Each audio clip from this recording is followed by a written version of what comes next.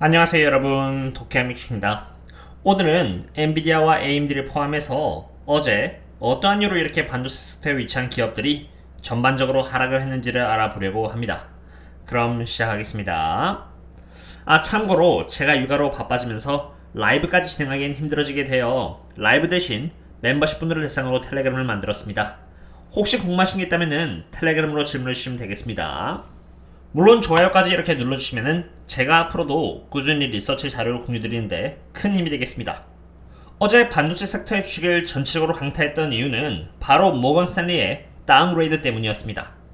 모건 스탠리 애널리스트 조셉 무어가 프라이스 타겟은 $56로 이렇게 유지를 했지만 여기 포지션을 홀드해서 셀 포지션으로 바꾼 것입니다. 참고로 이렇게 보시다시피 마이크론을 대상으로 셀이라고 한 기관은 모건 스탠리밖에 없으며 과거부터 지속적으로 윈터 이즈 커밍이라는 리포트와 함께 마이크론만을 안 좋게 봐온 기관도 모건 스탠리입니다. 이러한 리포트로 인해서 마이크론의 주가가 3% 하락으로 마감을 했고요. 데이터 센터와 연관성이 있는 엔비디아, AMD, 그리고 마벨 테크놀로지 또한 3에서 5% 정도 주가가 하락했습니다. 게다가 인텔, 퀄컴, 텍사스 인스트루먼트, 브로드컴 또한 거의 3% 정도 빠지게 된 것이죠. 그럼 어떠한 이유에서 홀드에서 셀로 바꿨는지를 봐야겠죠. 우선 모건 스탠리 애널리스트의 말에 의하면은 수요가 작아지고 재고량은 계속 쌓여갈 것이라고 했습니다. 마이크론의 반도체 출하량은 생산량 대비 적어질 것이고요. 이로 인해서 마이크론은 많은 재고량을 2022년 말까지 쌓게 될 것이라는 것이죠. 게다가 재고가 많이 쌓여가는 이유로 특히나 마이크론의 경쟁사들은 DRAM을 벌크로 구매할 경우 32GB짜리 RDIMM을 $100에서 $105로 맞춰주겠다고 했다고 합니다. 설사 벌크로 사지 않는다고 해도 RDIMM의 가격은 $120로 살짝 아래이기에 앞으로도 안 좋을 것이라고 평가한 것입니다. 참고로 애널리스트가 말하는 RDIMM은 DDR4 규격의 DRAM입니다. 먼저 애널리스트에 의하면은 반도체 칩의 수요는 하락하고 재고는 쌓여갈 것이라고 주장을 했는데요. DRAM 시장을 잡고 있는 회사는 딱 3개로 삼성전자, 마이크론, 그리고 SK하이닉스 밖에 없습니다. 보시면은 삼성전자와 마이크론의 DRAM 출하량은 2022년 2분기를 기준으로 굉장히 가파르게 올랐다는 것을 볼 수 있습니다. 참고로 여기 주황 색깔인 SK하이닉스는 최근 실적이 이 표에 반영되지 않은 상태입니다. 2022년 2분기 실적 이전부터 계속 핸드폰과 컴퓨터 쪽의 수요가 하락했다는 기사가 주구장창 쏟아졌는데 그것과는 달리 실제로 실적을 펴보니까 오히려 반도체 출하량은 이렇게 기하급수적으로 늘어나고 있는 흐름을 보여주고 있는 것이죠. 그리고 DRAM 출하량의 늘어남에 따라서 당연히 DRAM의 실적 또한 이렇게 계속 성장해 나가고 있습니다.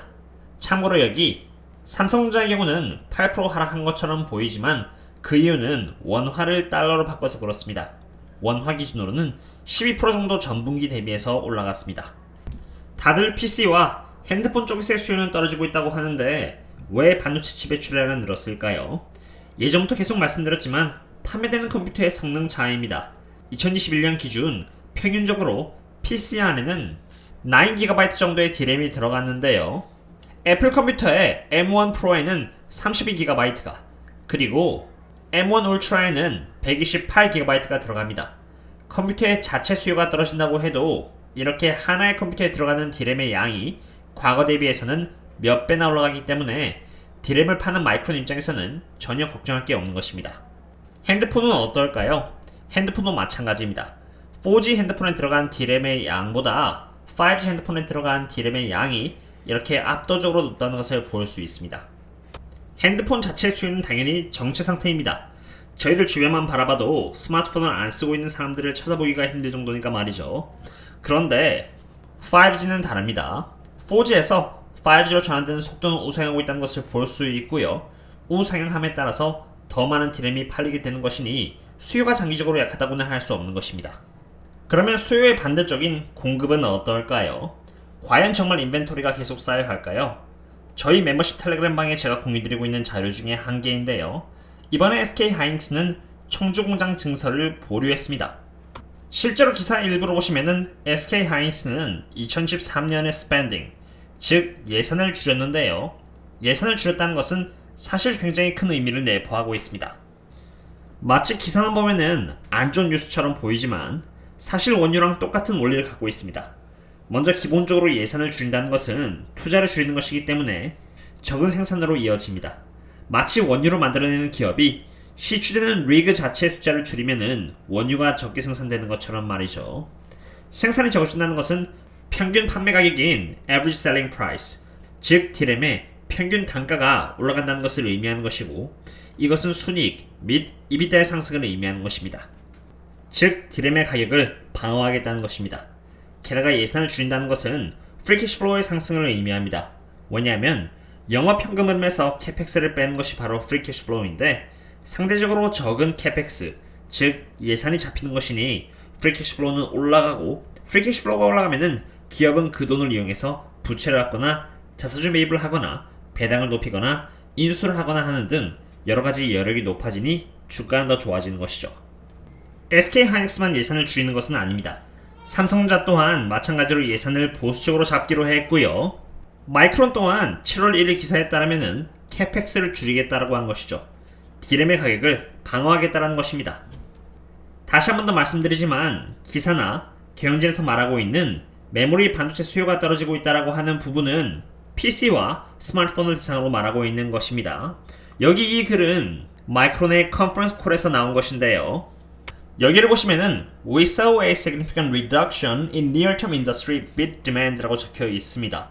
수요가 떨어졌다고 볼 수 있는 것이죠. 그런데 그 이유가 여기 보시면은 PC와 스마트폰이라고 적혀 있는 것을 볼 수 있습니다.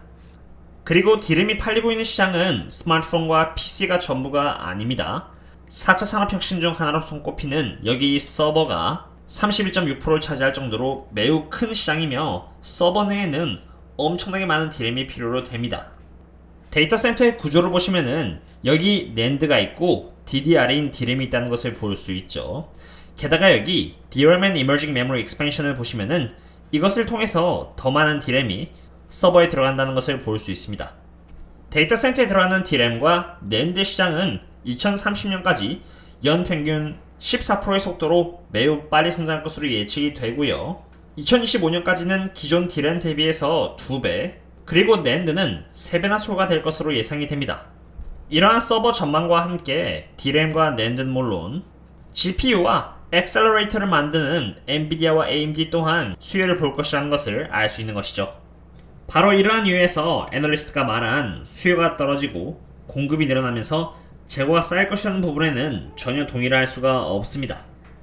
게다가 모건 스탠리 애널리스트 무어는 PE 멀티플을 기준으로 본다면은 주가는 매우 싸다는 것을 인정하나, 캐시플로우 멀티플을 기준으로 본다면은 경장사 대비 사실은 비싸다라고 덧붙였습니다.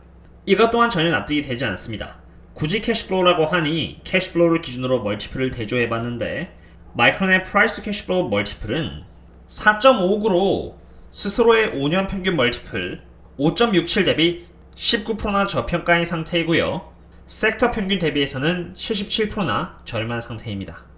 물론 애널리스트는 경쟁사라고 했으니 삼성전자와 SK하이닉스와 비교를 했겠죠. 근데 삼성전자와 SK하이닉스는 한국 코스피에 상장되어 있는 기업입니다. 일단 기본적으로 나스닥 대비 코스피가 엄청나게 저평가를 받고 있는 상태이고요. 그러한 삼성전자와 SK하이닉스의 멀티플을 마이크론과 비교한다는 것이 애당초 말이 안 되는 것입니다. 거기다 더해 삼성전자와 SK하이닉스는 둘 다 굉장히 주가가 떨어진 상태입니다. 제가 개인적으로 SK하이닉스를 보유하고 있는데 지금 주가는 10만원 초반으로 말도 안 되는 가격입니다. 그런 가격대와 비교를 했을 때 마이크론이 고평가라고 말을 하는 것도 똑같이 말이 안 되는 것이죠. 비교하는 대상들 자체의 기준이 잘못되었다면 스스로의 성장률 대비해서 바라봐야 합니다. 피터 린치가 하는 것처럼 말이죠. 캐시플로우라고 말을 하니 캐시플로우를 기준으로 보면은 마이크론의 캐시플로우 멀티플은 4.64에 위치해 있습니다. 그러나 마이크론은 2024년까지 평균 현금흐름 성장률에 있어서 18%를 기록할 예정입니다. 마이크론의 현금흐름 성장률 대비해서 4.64의 멀티플은 너무나도 저평가인 것이며, 보수적으로 봤을 때 9.06만 받아도 마이크론의 주가는 지금으로부터 97%나 성장할 수 있게 됩니다. 저 또한 마이크론의 저평가가 얼마나 오래 갈지는 알 수가 없습니다. 그러나 저는 이 기간 동안 꾸준히 이 기업의 주식을 모아나갈 예정이고, 나중에 주가가 제대로 된 평가를 받을 때 저는 그때 제대로 된 보상을 받게 될 것이라고 생각합니다. 테슬라와 옥신탈처럼 말이죠. 그리고 아기 울음소리가 울리는데 아기가 잠을 자지 못해서 울고 있으니 이해 부탁드립니다. 죄송합니다. 오늘은 이렇게 어떠한 이유에서 반도체 섹터 전체가 하락했는지를 알아보았습니다. 그 이유는 모건 스탠리 애널리스트가 마이크론을 대상으로 셀 리포트를 내면서 반도체 전체의 전망 자체가 안 좋아질 것이라고 시장은 판단을 하게 되었고 주가는 그 결과 전체적으로 하락하게 되었습니다. 그러나 저는 이 리포트를 전혀 믿지 않습니다. 애널리스트의 말은 이해관계에 따라서 얼마든지 주관적인 견해를 가질 수 있는 반면 숫자는 거짓말을 하지 않기 때문입니다. 마이크론은 저평가라는 말과 함께 오늘의 영상을 마치도록 하겠습니다. 그럼 다음에 또 다른 분석과 함께 찾아보도록 하겠습니다. 그럼 다음에 또 만나요. See you later.